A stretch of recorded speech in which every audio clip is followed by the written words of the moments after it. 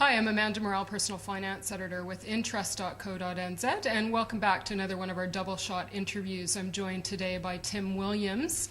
Welcome, Tim. Thank you. Thanks for having me. Now, Tim is a man of many different titles, so I can't go through the extensive list, but I can tell you he's a serial entrepreneur with formal training in molecular genetics, and he's a specialist in international internet marketing. He also is one of the newest board members to Icehouse, so he's full of good tips for would-be entrepreneurs.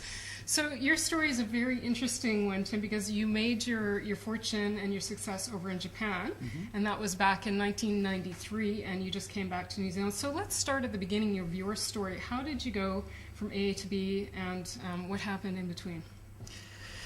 Well, I guess the catalyst to go was I was always interested in business, and I was working at the Auckland Department of Molecular Medicine, which was a great place to work, but I shall we say, had a very difficult German boss arrive one day, and I thought I could see how my life was going to be if I stayed working for that person. The other people were great. So I thought, well, look, I'll go and visit my brother who was working at the New Zealand Embassy in Tokyo, and I had a view of sort of going to Asia, visiting with him, and probably going to China to get into some kind of business with using genetics to make Chinese medicines was my idea. So that was really the catalyst. A little bit of a, bit of a question mark at home with what I was doing, and then I thought, well, I'm young, I don't have any kids or dependents. If I'm going to go do something, better get off my bum and go and do it. And so you took the big risk, you made the leap. So you had the idea of starting a business, and you had an idea that it might be in medicine. How did you end up in internet marketing? Yeah, well, it was a big shift. So. I think I left New Zealand with, $2,000 in savings, and when I arrived and crashed on my brother's floor in Tokyo, and a beer was $10, I realised that that I wasn't going to go too far with $2,000. So I found Japan and the Japanese people very nice, and my brother was sort of integrated there a little bit, so I got to join various sort of clubs and soccer teams and bits and pieces. So I had a great time. So I thought, well, look, I can't really now go to China with probably by that stage $1,000. So I thought, well, maybe I'll do something here for a little bit, see how I like it, and so I sort of gave myself 6 months to give Japan a go. Didn't have a distinctive plan like I'm going to set up business here. I thought, well, I'll have a bit of a think out of New Zealand, and so I had a look around, and I ended up actually teaching English at a junior high school. My mother and father, who are both educational professionals, were probably horrified, but I was teaching 4 days a week, and I only had to work 12 hours a week, which is fabulous. So I had lots of time to sort of think about what I was doing, and every week was a 3-day weekend. So I just used that as a bit of a base, and after doing that for a while, I sort of thought, well, Japan has a very large population, 130 odd million people, second largest GDP in the world at that time. I think it's slipped to third now. People love technology. Credit card penetration is huge. Every person has about 2 credit cards. And so I thought, well, if you looked at all of those macroeconomic factors, and having a lot of time on my hands, I was reading a bit of Peter Drucker, and I thought, well, look at these macroeconomic sort of trends. And so I thought, well, look, it looks like there's something that could be done here, in terms of IT and in the internet. So it was really just looking at the macro environment I was in, which sort of cast me towards some kind of technology-based business. But the problem was I didn't know anything about didn't know how to speak Japanese, didn't know anything about technology, although I think I was reasonably good at selling things. So it was a realization process, and then it was sort of, well, how the heck am I going to do it was the next thing. So you're now fluent in Japanese, an expert in international marketing. So were you completely self-taught in these areas, or did at some point you go back for formal training as you saw the opportunities and wanted to seize them? In Japanese, I enlisted the help of the neighbourhood battle axe, an old grandmother who was, I guess she was sort of mid to late 60s. She was actually very nice, but everyone said she was a bit of a battle axe as a teacher, because she'd always take you to these coffee shops, which are incredibly quiet, but she would shout at you, and she made you speak so loudly that you're incredibly embarrassed. So because everyone else in the coffee shop would look at you, just by peer pressure alone, you had to make sure that you prepared. And I found that she sort of learned Japanese by being embarrassed and not to make mistakes, and by her. So and she wasn't a battle axe at all. She was a lovely lady, but so I had her to sort of thank for getting underway with Japanese, and then little by little, just through life, having to live and eat and do business, you sort of took it upon yourself to sort of use it. And I wasn't overly shy with using it. I made lots of incredibly embarrassing mistakes and got the wrong words and sort of did all the embarrassing things you could think of. I think I've committed all of them. So I learned the language, and then with regards, programming, I had a little bit of a go at programming for a while, and read through books and talking to a few people, and I just realised that I didn't want to be a programmer, and I thought I should focus on the business development was really what I enjoyed, and the sales and the marketing side. So I thought, well, I'm not going to go and get formally trained in engineering. And then I also thought, and my dad's a professor at Auckland Uni, and he was sort of suggesting I go and do an MBA, and then I thought about it. I said, well, by the time I'd already done a master, was it not a master, it was a BSc honours, which was 4 years, and I thought, jeepers, another 2 years of study, I'll be dead soon. So I thought I'll just go and try and pick it up myself and just sort of read books and talk to people. So I was self-taught in that. So at what stage did you start your first company? And that was Trans-Pacific, was it? Yeah.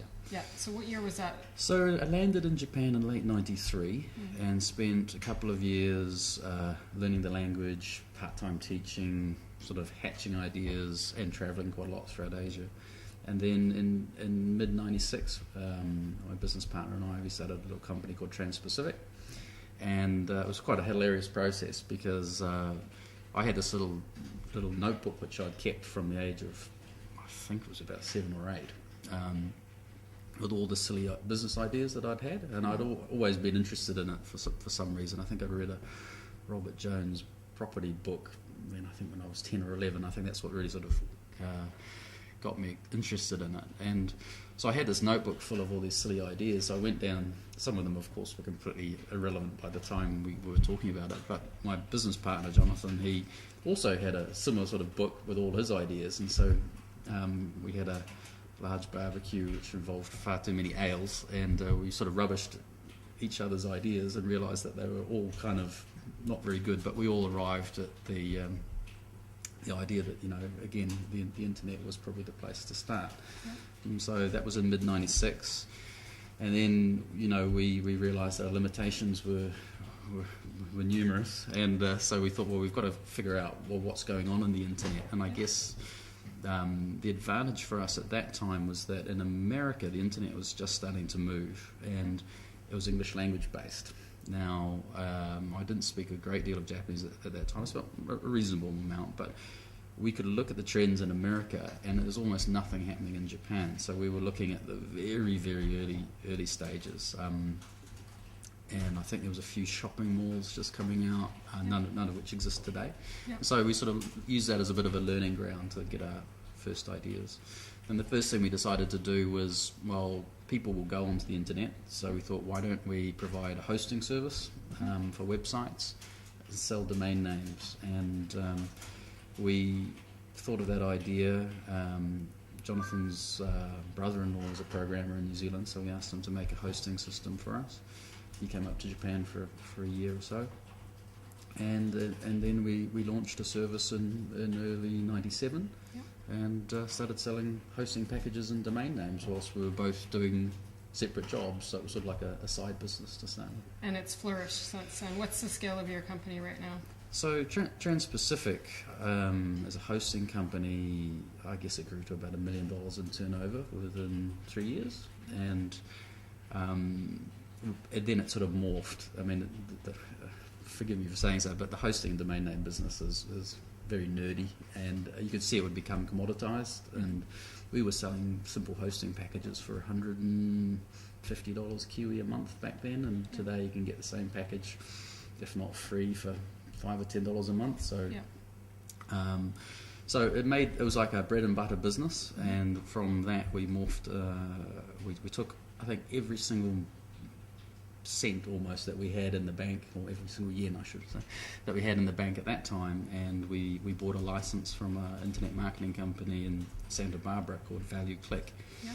And ValueClick was, sounds very simple now, was a click-based advertising system. So every time an internet user sees a banner ad or a text link, and they click on it, Yep. the advertiser gets charged. Right. And so we brought that to Japan in I think it was late '98, and I mean at that time the advertising industry in Japan, all the ad agencies were kind of flabbergasted that you could do it. It was really the first packaged internet media product available to all the ad agencies like the Dentsus and WPPs and things like that. So it went crazy, and we took that company public by May 2000. Okay, so that was from 97 to 3 years later we went public. Well, yeah. I mean, the hosting company was the first year of it, Yeah. but we really took the internet advertising company public, and that was really only within just over 2 years. I mean, it's nuts. Yeah. So was that the springboard for the biggest change in your business? Yes. I mean, with ValueClick, which is purely advertising, it went so quickly, and we were growing and growing. And at that point in time, I thought, well, look, advertising is one thing, but really when it comes down to mimicking the real world, which the internet would eventually do, I thought that, yeah, advertising is one thing, but everyone's going to want to sell product. And Right. I thought really the long-term sensible thing to do would be to form a sales channel. Yeah. And that would be ideally mimic the way salespeople work, which is knock on door, sell product, get commission, go home, and repeat process as many times as you can. And I thought, well, if I could make a system that allowed people to sell their products and services on the internet, and we would run essentially a stock exchange between people with products or services to sell, Yep. and the media sites. We've got advertising space. We sit in the middle and say, look, here's a marketplace. You can offer any product you want through this, and set your commission terms with us. We'll be the neutral third party. We'll collect the cash, arbitrage, and sort of police the networks. So I was quite keen to do that within ValueClick. But the US shareholder, and they owned 51% of the company, they said, look, we're making so much money. He goes, Jimmy boy, we're making so much money in advertising. Who needs that stuff? He goes, but if you want to do it yourself, by all means, go and do it. Go off faster than a raccoon up a tree, I think was the word he said. So I said, are you sure? Because I said, it's going to go, this will probably go. And he goes, yeah, no, knock yourself out. Yeah. So Johnny stayed with ValueClick, and I stayed as a shareholder but resigned from the board and started this other little company, and sort of started making the system. And so we made the system. And I called the company ValueCommerce because I was so sure that after they saw it launched that they'd want to merge the two companies together again, because it just seemed obvious to me. And so it was ValueClick and ValueCommerce, and we launched we actually ended up launching what is known as an affiliate network in Japan in November 1999. So it took us about a year of engineering to make it, and that involved designing the whole system in terms of business flow and how it would work. So I sort of sat there literally with the engineers and pieces of paper and screens, and we made this system. And I remember at the press conference we had was pretty hilarious, because we'd used a third party outsourcer to do the engineering, and we announced the service and what it could do. And it was basically, could track an internet user from any link through to an advertiser and track what they'd bought and how much they paid and all sorts of other information. And we could sort of apply a commission table and sort of make a network out of it. And I remember the largest newspaper in Japan, the Nikkei business newspaper, well, the Nikkei Keizai, the economics newspaper there, their question was, does that really work? If that works, it'd be really good. And before I could answer, some of the engineers who were sitting at the back of the press conference said, of course it works, we made it. And the whole place, just laughed and laughed. And obviously, it did work. And I guess the first business we'd made, we'd bootstrapped it. So we started off no salary, trading bottles of whiskey for second-hand equipment and sleeping in the office. We used to take the curtains down and sleep under the curtains because we didn't want to go home.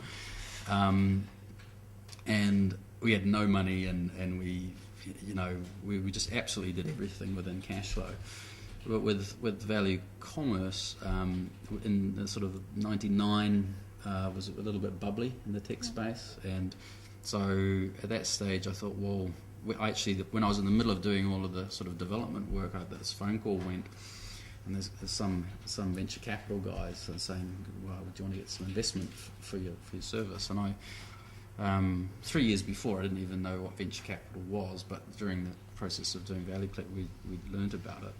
So I said, yeah, actually I do, but I'm busy and I'm not going to be finished my programming for 2 months, so I'll give me a call back in 2 months, and very rudely hung up.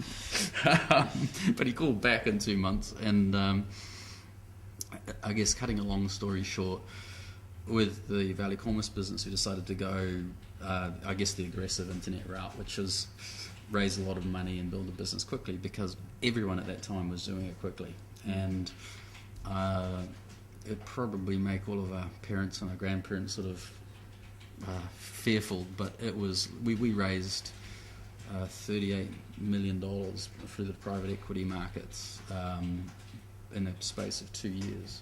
Wow. And when I think back to, how old was I? I was 28, 29.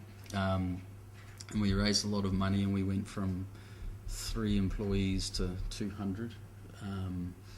And being that age and with that sort of background, of course you're going to make mistakes, but also we're kind of fueled by the bankers saying, well, you've already done one IPO, get this thing going as fast as you can, we'll IPO another one. And it's sort of exciting, but when you sort of think about the motives behind it, perhaps from your capital partners and perhaps from yourself, it probably wasn't quite the right thing to do. So I'd say in hindsight, a fair amount of money was fairly poorly spent, lots of advertising stuff. But what we did do is we created a brand very, very quickly, got a lot of customers, and just because we were the first to market in that space, we definitely had first mover advantage.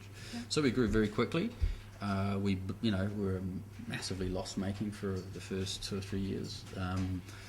And then when things did slow down, all the shareholders, the venture capitalists, they all, typically I could see what mood they would be in, because I'd read the front page of the Financial Times, and if it was a bad headline, they'd be in a bad mood, and if it was a good headline, they'd be bullish. And sure enough, they were all doomsday. And we went from a stage where some of them were saying, give us our capital back, whatever's left, let's knock it on the head now and take the money back. And we politely rejected that little idea because we had a good business. So we did a couple of restructurings, which is I wouldn't wish that on many people. It was pretty tough, but it was the right thing to do. But then fundamentally, as the internet bubble burst, the world changed, and everyone was very, very conscious of how they spent their money, but every business still needs to grow its business and sell its products. So we found that as the economy got worse, because our business model was commission of sale based, our business just went crazy. So the worse it got, the better it got. So the business got better and better, and to a stage by about 2004, we were at a juncture where we probably could have gone public with that company. And through friends of friends, we started talking with Yahoo Japan. And like many of those discussions, sometimes you get together and you divorce once or twice and come back together. So after a number of conversations, they wanted to buy the whole company. We wanted to take it public, but we wanted them as a shareholder and as an alliance partner. And so we ended up selling 49% of the company to them, and which was another interesting experience, because that happened to be, because we had quite a few shareholders at that stage, was Japan's first ever private company tender offer bid. Yeah. And I was in the middle of getting 1,000 pieces of paper from 108 different shareholders in 7 different countries around the world, which was quite nice to finish. But we got it done, and we we got a very good price for the company, and for that half of the company. So the shareholders all took half the money off the table, and then with Yahoo on board, we sort of just grew the business, did a lot of work together, and then we listed the company on its own right on the Tokyo Stock Exchange in 2007. So what's the state of the company now? Because there's been so many changes in the internet and with respect to advertising. Have you been able to weather the storm there again? Yeah, I mean depends how you look at it. From a stakeholder's perspective, sometimes the prices were better than they are today, and you say, "Jeepers, if I'd sold a few more shares then, that would have been great." However, the fundamentals of the business is that each year it's growing. I think last year we did about 100 million or so Kiwi in turnover. We had about 7 million in Kiwi in profit. But when we went public, and because the business is pretty nicely cash flow positive, it's sort of building up a war chest. So it sits on about 60 million Kiwi in cash, and every month it just keeps adding to it, and the business is growing and growing. So at the moment, sort of the price earnings ratio is about 12, which is a bit stingy. It should be sort of about 20. So as a stakeholder, I sort of feel that the price of the company is a little bit cheaper than we would like, but the fundamentals of the business are great. And the lovely thing about having an exchange is that we've got 2,500 advertisers now. We have about 40 million products in the product database. Well, and is it Japanese products exclusively, or? Well, yes, they're all based in Japan, but we have the entire Yahoo shopping database. We have the entire Amazon Japan shopping database, and then we have, all the major e-commerce players in Japan. So we've got a massively diverse business, and we serve about 15 billion ads a month. Billion. Yeah. and about it depends on the day, but somewhere between 2 to 3 million people a day will click on an ad, and about 3% of those will buy something. Yeah. And the average transaction price in Japan is about $150. So it's a massive, it facilitates in excess of $1 billion of turnover quite easily. So it's quite staggering to think that something that started literally like you and I sitting here, like me and a programmer with some sheets of paper, it really started from that in early 1999, and today it sort of facilitates over probably $1.5 billion in e-commerce. So to what extent do you think timing was a part of your success story here? Do you think you got in at the right time, or was it a combination of skill or networks or a combination? No, we'd all love to say skill, wouldn't we? But I think it's it's a little bit of hard work, and I guess it's when hard work and opportunity collide, people sort of form the luck sort of part of the equation. But definitely the timing was perfect. So I think the best thing I did was probably read that Peter Drucker book and sort of look at all the macro things like the population, the GDP, the affinity for technology, credit card penetration, and then say, okay, it's going to be a technology thing. How do I get involved with it? And without sounding blasé about it, at that time we could have stayed in the hosting business, and we probably would be a similar size. We could have. I mean, I looked at. Probably should have done this one, but we looked at search engines and putting ads in at the top placement of searches, and we almost started doing that before the Googles and the Overtures, and we looked at internet auctions. We looked at some shopping malls, and one of the guys that we were good friends with at the very early stages, he was just starting his company, a Japanese chap. And us, he started the shopping mall model, and we were doing the hosting, and thought we'll go the advertising way. Well, his company's now worth $10 billion, and I think he's Japan's fourth richest guy. And fortunately, because we've known him from the get-go, and he knows we're not out to sort of suck something out of him, we're still good friends with him. But it was hilarious. I mean, he used to run down the Shotengai or the shopping streets.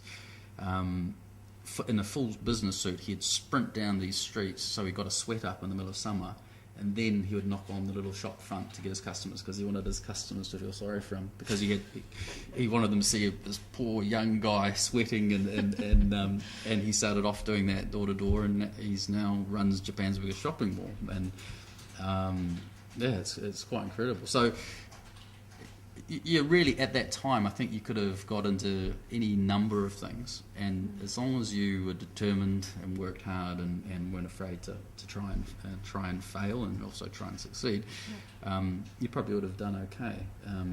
So yeah, timing and being prepared, I guess. So a lot of people would say today, particularly startups and entrepreneurs looking at what's happening in the global environment, would be scared witless to take any sort of risk. In your opinion, I mean, do you still see opportunity out there? Is now a good time to take a risk with a good idea, or just even if you don't have a good idea, go fishing? And what do you say to entrepreneurs who come up to you?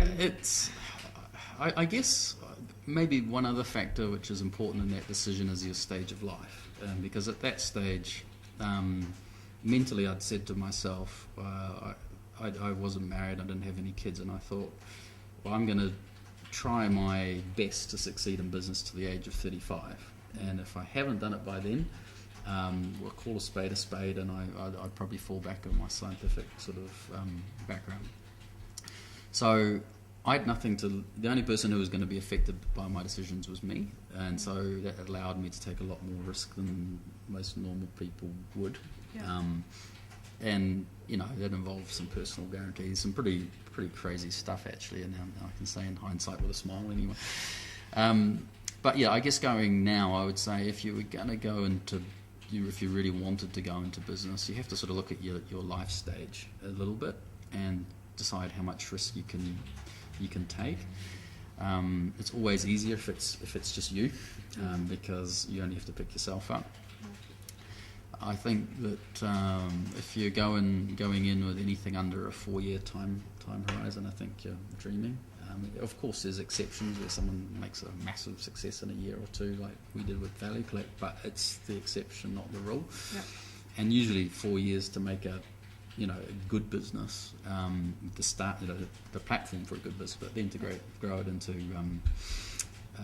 cross the chasm and create a much better business takes a lot more time again. But unless you're really serious to take 4 years out of your life and dedicate a lot of your time to getting it from, it might only be break even by that stage or modestly profitable, but to do it, you've got to have that kind of time commitment.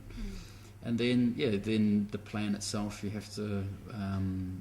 Especially in today's age, unfortunately, the capital markets are pretty tight at the moment. So you're going to have to be pretty creative in terms of the amount of capital that you can get. It's going to be harder to get money, and you're going to have to be better at using, more careful in the way it's used. So it's a tough environment, but there's still a lot of opportunity, and I think some of the opportunities are a little bit different in that there's a lot of people have seen the successes of the internet, and the founders of PayPal and Facebook and Google. It's become almost cool, whereas 15 years ago it was geeky. But having said that, so most of the obvious things are done, and in some ways I get a little bit scared if I look at in internet advertising industry, for example. If you wanted to start a new internet advertising business, there's so much detail that's already been done. So to provide a point of differentiation in an already established sector, you have to get into the nth degree of detail and then communicate that well to your customers, and really doing that's a lot of work. And I think you've got to be very careful what space you get into, because if you're just trying to tack a little bit of a change onto something that already exists, there's no barrier to entry. Where do you still see opportunity over in Japan? Yes, I mean, I see in terms of the internet in general, I think there's a lot of opportunity, and I think a lot of it lies with taking some of the existing old businesses and trying to add a modern way of doing things to that. I guess it's one little company that we've been working with in the last sort of 5 years. Was we looked at a sector which might sound a little bit boring to some, which was photography and photo restoration, and we bought bought out a little photo restoration company in Albany, and they had these, wicked software tools where you could take an old photo that was damaged, or someone spilled coffee on it, or was just genuinely very old, and you could take that photo, scan it, and then using this sort of set of software tools, that an operator could actually digitally enhance it and then print it out, and if necessary could colorize it and do things. And so we actually took that idea into Japan and we took it into America, and so now if you go into Walmart or Walgreens in America, you go up to the photo kiosk, there's a photo restoration service which is actually a business, and so you're taking a photo restoration, which is kind of a traditional, fairly technical kind of job, but using point of sale software, so the photos are scanned back to a centralized operating center in India. The operators fix it up using the software. It's sent back digitally to the point of sale, then it's printed out, and that business has been going quite well.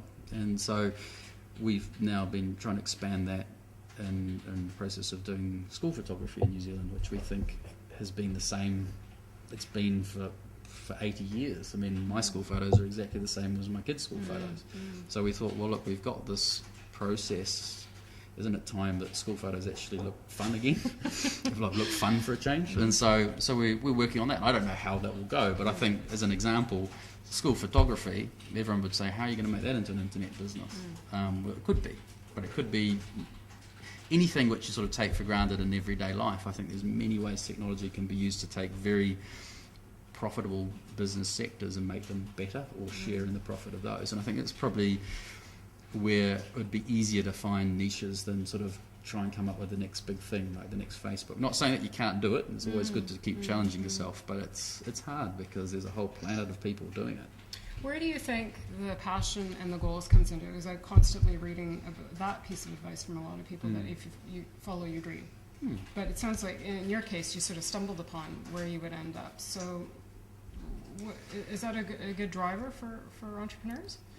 Yeah, I think by default you've got to have a lot of drive. I mean, I think by default I'm optimistic, and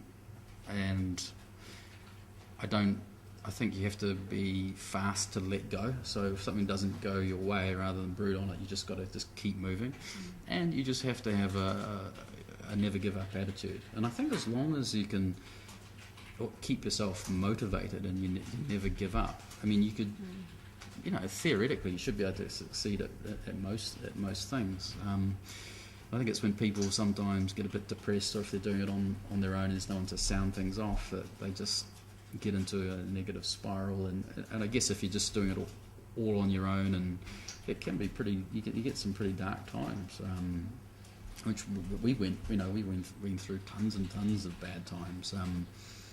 But you just have to, you have to sort of man up or front up and do what you've got to do, and then that's yesterday, and then tomorrow just keep going. And I think so many people say, oh, that's too hard, or that's too risky, and if you listen to those people, you shouldn't go into business for the first place. You just have to sort of say, look, whatever everyone else says, I don't really care for 4 years, and if after 4 years you're not making headway, then I guess you might want to sort of reassess things. Yeah, excellent. Well, Tim Williams, thank you so much for sharing your story. It's a fascinating one, and hopefully inspiring to other would-be entrepreneurs out there. I'm Amanda Morrall, personal finance editor with interest.co.nz, and this has been another one of our double shot interviews.